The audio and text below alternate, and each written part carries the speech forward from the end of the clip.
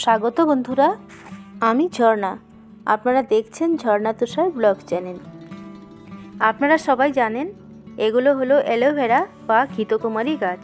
Aloe vera গাছ অতি অবশ্যই বাড়িতে রাখুন, কারণ এটা একটা ঔষধি গাছ।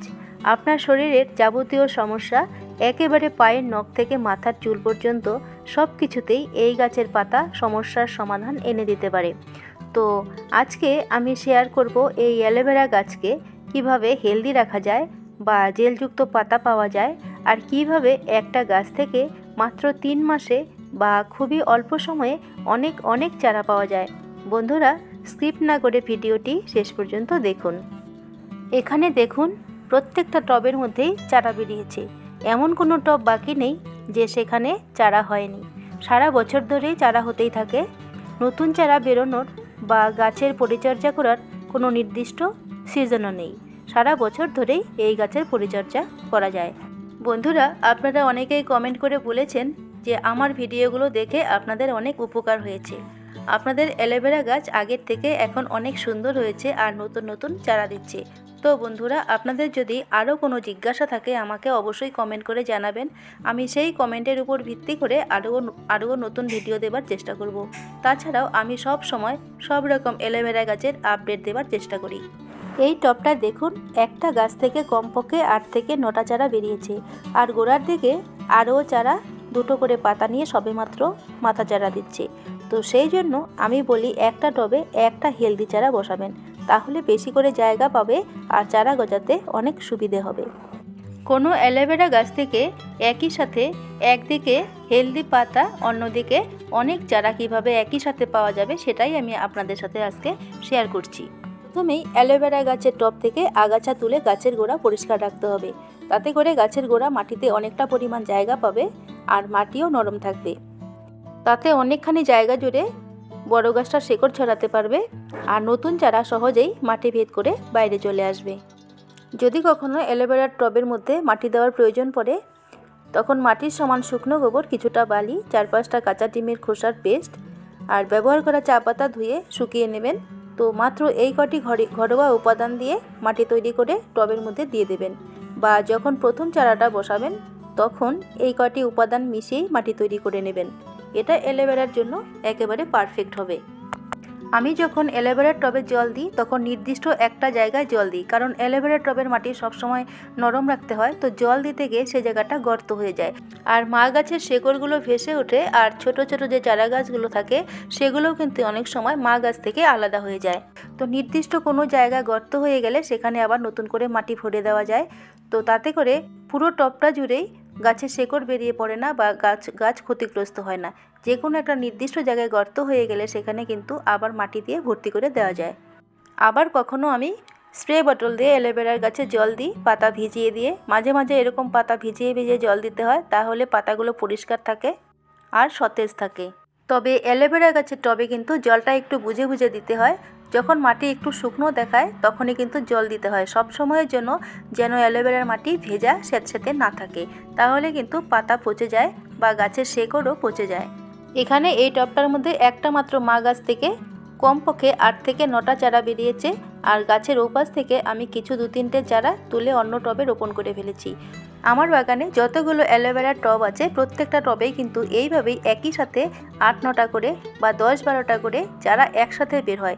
তো টবটা ছোট বলে আমার মনে হচ্ছে, টবগুলো ছোট বলে এত কম চারা বেরোচ্ছে। টবটা যদি আরেকটু বড় হতো তাহলে বোধহয় আরও বেশি করে চারা হতো। তবে এক একটা চারা একটুখানি বড় হওয়ার পরে কিন্তু সেটাকে আমি তুলে তুলে দিই, তা না হলে বাকি চারাগুলো বেরোতে গিয়ে খুবই অসুবিধে হয়। টবের এই চারাগুলো কিন্তু এখনও তুলে আলাদা করার সময় হয়নি।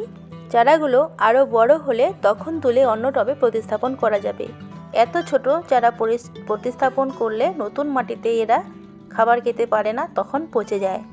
বন্ধুরা, পাতার নিচে এত ছোট ছোট চারা দেখে মনে হচ্ছে যেন মা গাছটাকেই তুলে অন্যত্র প্রতিস্থাপন করি বা মা গাছটার গোড়ায় কেটে দিই, কিন্তু কখনোই এই ভুল করবেন না।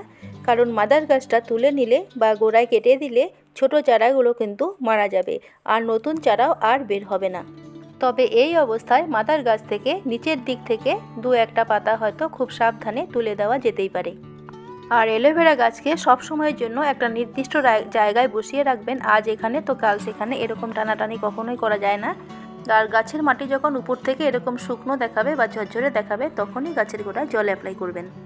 অ্যালোভেরা গাছকে কখনোই সরাসরি সূর্যের আলোতে বসাতে নেই, হয়তো যেখানে সকালবেলার রোদ পড়ে এরকম জায়গায়, তাছাড়া খোলামেলা আলো বাতাসযুক্ত জায়গায় বসাতে হয় যেখানে কিনা সূর্যের আলো পড়বে কিন্তু সরাসরি সূর্যের তাপ সেখানে পৌঁছবে না। অ্যালোভেরা গাছের চারাগুলোতে বা মাদার গাছের পাতাগুলোতে কখনোই হাত লাগাবেন না, যত বেশি হাত লাগাবেন চারাগুলো কিন্তু খারাপ হয়ে যাবে। শীতকালে মাসে একবার আর গরমকালে মাসে দুবার অ্যালোভেরা গাছে চুন জল স্প্রে করে দিতে হয়, তাহলে অ্যালোভেরার পাতাগুলো খুব সুস্থ থাকে। কালো কালো দাগ পড়া যে রোগটা হয় অ্যালোভেরার পাতায় সেটা কিন্তু হয় না। মা গাছ যত সুস্থ সবল হেলদি থাকবে ততই নতুন চারা গজাবে।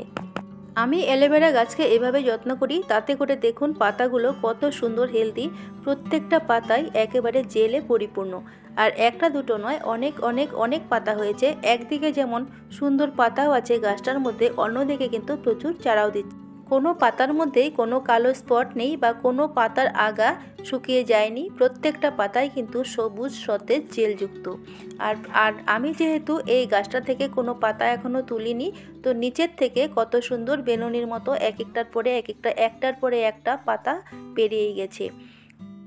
বন্ধুরা, পরিষ্কার করতে গিয়ে পাতা কিন্তু একটা ভেঙে গেছে, তো এরকমই হয়। অ্যালোভেরা গাছ পরিষ্কার করতে হয় খুব সাবধানে, তা না হলে এইভাবে ভেঙে যেতে পারে। যেহেতু পাতায় খুব জেল আছে সেইভাবে পাতাগুলো এইভাবে ভেঙে যায়। আর পাতায় জেল না থাকলে পাতাগুলো দেখবেন কীরকম শুকনো শুকনো থাকে, পাতা ভাঙতে গেলে জোর করে ভেঙে নিতে হয়। তো এই পাতাটা যেহেতু অনেক জেল ছিল তাই এভাবেই ভেঙে গেছে। তো পাতাটা কিন্তু আর আগের মতো ওরকম লম্বা হবে না, ওই খাটো অবস্থাতেই পাতাটা চ্যাপ্টা হবে বা জেল হবে। অ্যালোভেরার পাতায় বা অ্যালোভেরা গাছে মাঝে মাঝে এইভাবে ভিজিয়ে ভিজিয়ে স্প্রে করে জল দিতে হয়, তাহলে পাতাগুলো পরিষ্কার থাকে আর খুবই আলতোভাবে জলটা গাছের শেকড়ে শেকড়ে পৌঁছে যায়। তবে লক্ষ্য রাখবেন কোনো পাতা যেন মাটিতে লেপ্টে না থাকে, মাটিতে লেপ্টে থাকলে কিন্তু সেই পাতার পচন ধরবে। আমি সবসময়ের জন্য পাকা কলার খোসা কোনো পাত্রে জল দিয়ে ভিজিয়ে রাখি, আর সপ্তাহে একদিন করে সেই পাকা কলার খোসা ভেজানো জল অ্যালোভেরা টবের মাটিতে ব্যবহার করি। অ্যালোভেরা টবকে অনেকে ইনডোর হিসেবে ব্যবহার করে থাকেন, তো সেক্ষেত্রে কিন্তু টবটা জল দেওয়ার সময় অবশ্যই লক্ষ্য রাখতে হবে যেন গাছের মাটি সবসময় ভিজে না থাকে। মাটি একদম শুকিয়ে গেলে তারপরে অল্প করে জল দেবেন, তা না হলে মাটি স্যাঁতস্যাঁতে থাকলে গাছের গোড়া পচে যাবে, পাতাও পচে যাবে। একটু হালকা সূর্যের তাপ আসে সেসব জায়গায় বসালেই ভালো। সেই জন্য ইনডোরে হলেও কিন্তু যেসব জায়গায় সামান্য সূর্যের তাপ আসে সেসব জায়গায় অ্যালোভেরা টবকে বসাতে হয়। একেবারে ঘুমটি জায়গায় বা অন্ধকার জায়গায় অ্যালোভেরা গাছের কিন্তু গ্রোথ ভালো হবে না। এরকম মাদার গাছের গোড়া থেকে যখন অনেক চারা একসাথে থাকে তখন কোনো বড় চারা তুলে নেওয়ার সময় সেই চারাটা দুপাশ থেকে শেকড় কেটে নিয়ে তারপর চারাটাকে টেনে তুলতে হয়। শেকড় দুটো কেটে না দিয়ে চারাটাকে টান দিলে পাশের গাছটাও কিন্তু ক্ষতিগ্রস্ত হয়ে যায়। বন্ধুরা, অ্যালোভেরা গাছের যত্ন করতে হলে মাত্র একটা ভিডিও নয়, যত ভিডিও দেখবেন তত ভালোভাবে জানতে পারবেন বা অ্যালোভেরা গাছের যত্ন নিতে পারবেন, কারণ এক একটা গাছের জন্য এক এক রকম যত্নের দরকার হয়। তো বন্ধুরা, আমার চ্যানেলে নতুন হয়ে থাকলে চ্যানেলটিকে সাবস্ক্রাইব করে পাশে থাকবেন, আর ভালো লাগলে একটা লাইক করে দেবেন, অনেক শেয়ার করে দেবেন, আর কোনো জিজ্ঞাসা থাকলে কমেন্ট করবেন। আমার পুরনো বন্ধুদের অনেক অনেক ধন্যবাদ। দেখা হবে নতুন কোনো ভিডিও নিয়ে। ভালো থাকবেন সকলেই।